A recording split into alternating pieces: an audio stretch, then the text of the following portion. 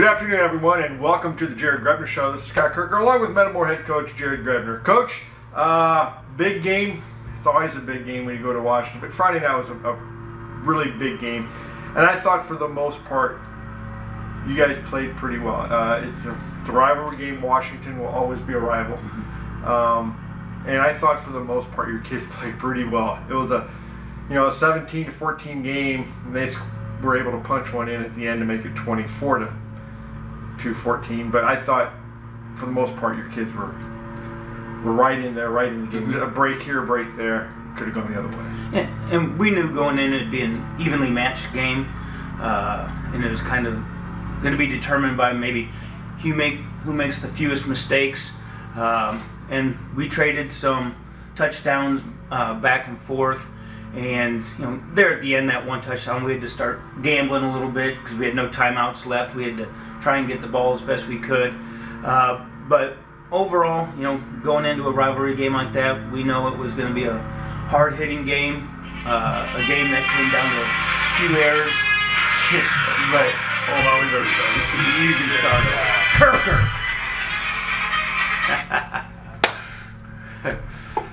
Put that on the bloopers. Yep. We'll start over. Oh boy. Ready? I'm ready. Good afternoon, everyone, and welcome to the Jared Grebner Show. This is Scott Kerker along with Metamore head coach Jared Grebner. Coach, you went over Friday night. You played in a big rivalry game with Washington. They'll always be our rival. And I thought, for the most part, your kids played really, really well. It was a tight game. They were able to punch one at the end. It was 17-14. They made it 24-14. But really, it was a one-score game throughout most of the game. That towards the end we had to gamble a little bit with no timeouts left, and trying to get the ball back. And so we knew that that's a possibility when you start to gamble. But overall, we knew it was going to be a fairly even game. They're a good ball club. We're a good ball club, and it sometimes comes down to some small details. Who makes the fewest mistakes? We were able to trade some touchdowns back and forth, hold them on some key possessions, but in the end, we just weren't able to have enough. Yeah, you took that opening kickoff. You marched right down the field. Very impressive. Your kids came out, and I think the first play from scrimmage, I think Petrie picked up like 26, 27 yards, and then it was just from there on. You guys picking big chunks. I think you went down in 5 plays. You went close to 80 yards in 5 plays, and that was very impressive. You held them. I think they got a 3-and-out. They punted. You put together another drive. Unfortunately, a fumble at the 20-yard line, and they were able to kind of cash that in and make it 8-7. Yeah, and it comes down to small details in big games. And turnover is never one of the smaller details. You'd like to win that battle, which we weren't able to do. But that changed the momentum just a little bit. When you're on the 20 going in, when we've had some momentum, we've already scored, we got the stop, and we were able to get it in the red zone again. Unfortunately, we turned the ball over.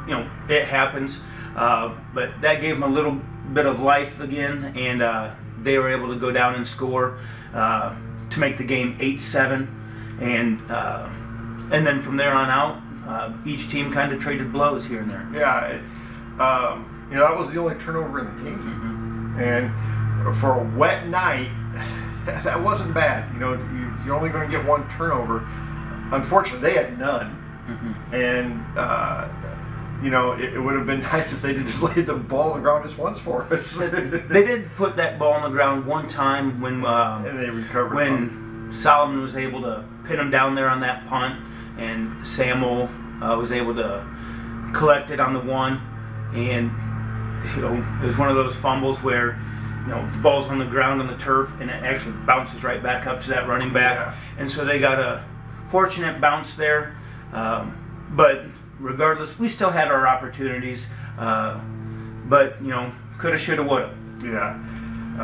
Sometimes it just doesn't bounce your way.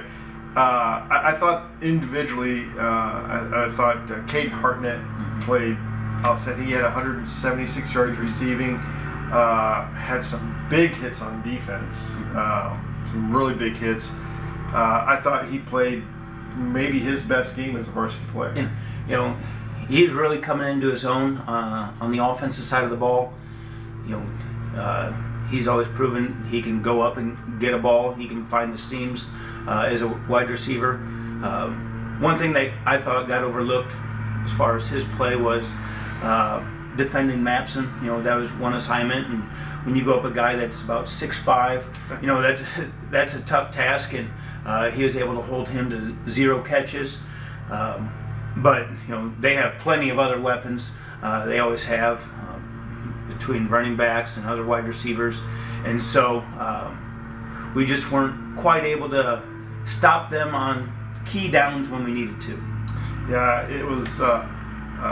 You're right. He did a great job on him, and that's kind of probably that little matchup probably goes back to a little bit in basketball. Oh, I'm sure. But yeah, and I thought you held Drew Lewis in check too. Their other talented wide receiver.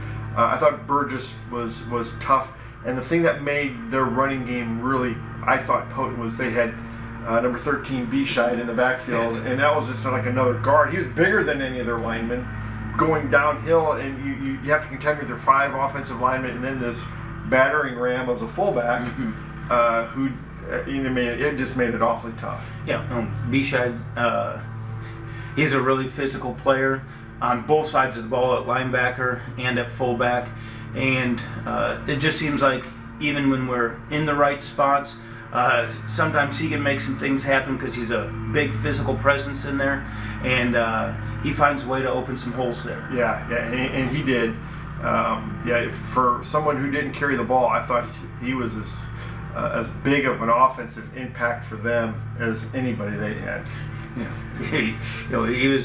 he was definitely a guy that you had to keep an eye on, not as a ball carrier, but just as, man, you got to kind of pack your lunch when you're going to go up against him, because like I just mentioned, he's big, strong, and physical, and as we go into the playoffs and we want to make a push, we're going to see more and more players like that, and so we're going to have to learn to match that intensity and match that physicality. Yeah, and for the most part, we did a pretty nice job. I know at times it was frustrating, and I'm sure more so for you guys. But when you look up the clock, we were only down 3 points. And we knew it was going to be a close game, and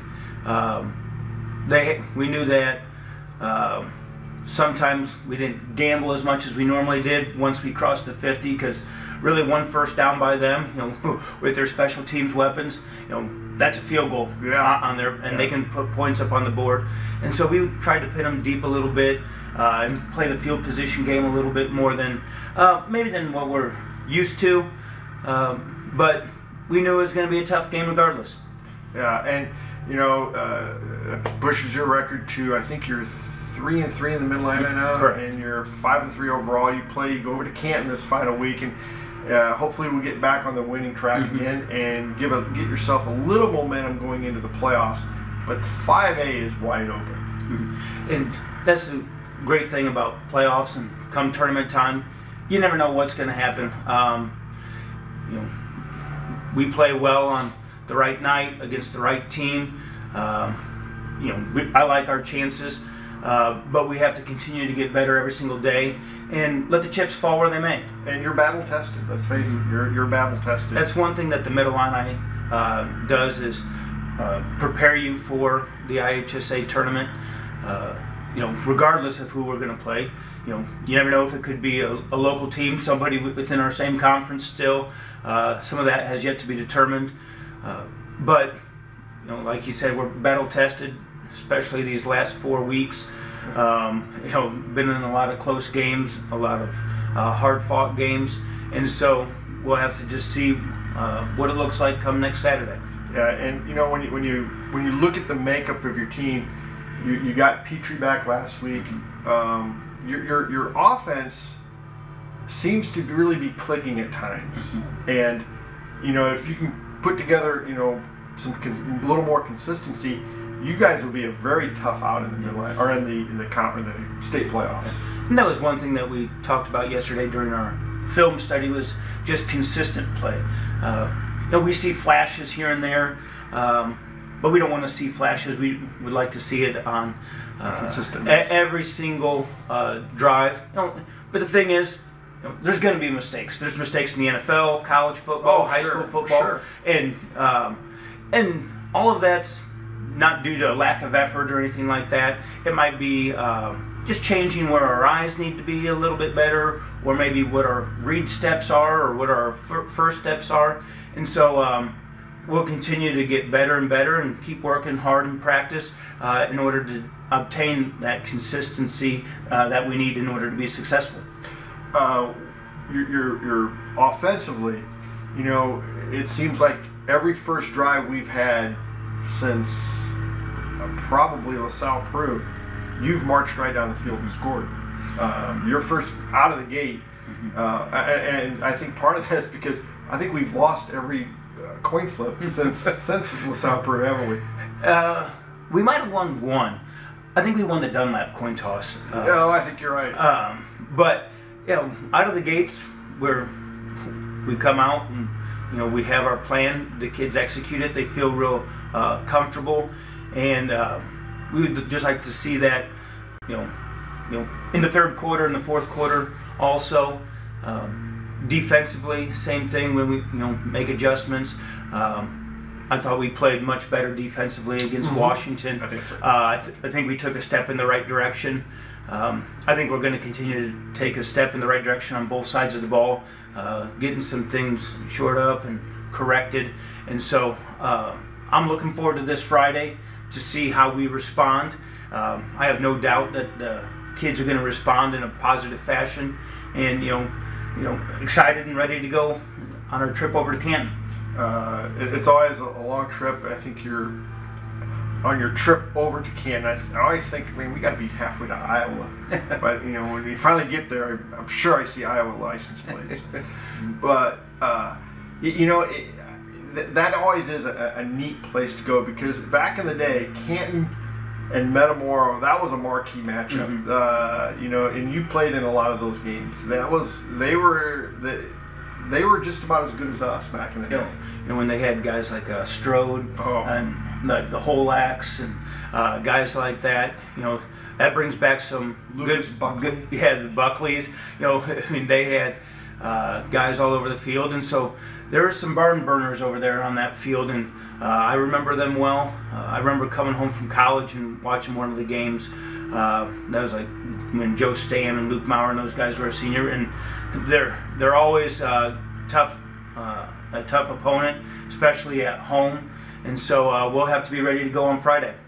And now you look at the rest of the conference, it's probably not as I guess you could say congested as it was a week ago, but there's still a lot of teams. You know, all four of those teams are pretty even. Metamora, Pekin, Morton, Washington, and Dunlap. We're all pretty much, you could throw them all up in the air, and wherever it comes out, I mean, any team could beat any of those teams on any given night. And the good thing, I know a loss is always tough, but it really did get you ready for the playoffs, because you know, all those games, possession here, possession there, and you win those games. And the fortunate thing is, you know, we still get a chance to correct our mistakes. The coaches get a chance to correct them. The players get a chance to correct them. We still live another day, and that way, you know, when it comes playoff time, hopefully we're clicking on all cylinders, and you know, we're ready to go. You know, the Mid-Atlantic Conference has kind of started to work itself out, but regardless of what the outcome is in the conference, we want to make sure that we're ready to go when it matters most. Yeah, and playoff time it's one and done. You know, if you lose, your season's over with, and it's always sad. That's the other side of the two-edged sword when, you know, when playoffs come, and sometimes that can be a bitter reality. Nope. Yeah, and nobody likes their season to come to an end. For a lot of the seniors, this could be the last time that they ever put on helmets and shoulder pads and put the birds on their helmets and stuff like that. And so that's the one neat thing about the playoffs as they're coming up is, everybody's fighting for that, chance to move on and that last chance to, let their season continue, because nobody wants to see their season end. Nobody wants to possibly see their career end, because being part of a town like this, it's special coming out here on Friday nights or Saturday afternoons, whatever it happens to be, and play in front of the home crowd, or seeing all the fans travel to away playoff games. It's just a different atmosphere, and it's something that everybody looks forward to every fall, and we want to keep that the season going. The kids want to keep that season going, and so same thing for the other side of the ball. And so everybody's going to do everything possible, and do what's within their power to keep that season going on. When you look at this season too, you've had a JV/sophomore team that might be one of the most improved teams to come along in a while. Last year as freshmen they went, I think, 1-4. Correct. And at times they didn't play very well. This year they've lost some games. I believe they're 3-3 right now. But they've been in every game they've lost, and they've pounded on some kids that pounded on them a year ago. And that's just a tribute to their hard work.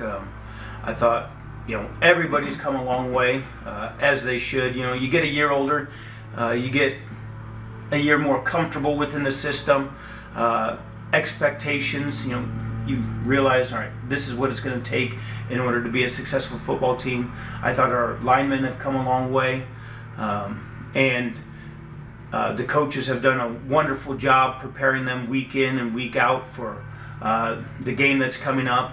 And so, we couldn't be more proud of those guys, and I'm excited for these next 2 games that they have coming up, because it's always fun to watch all the athletes grow, not just only as football players, but as people as well.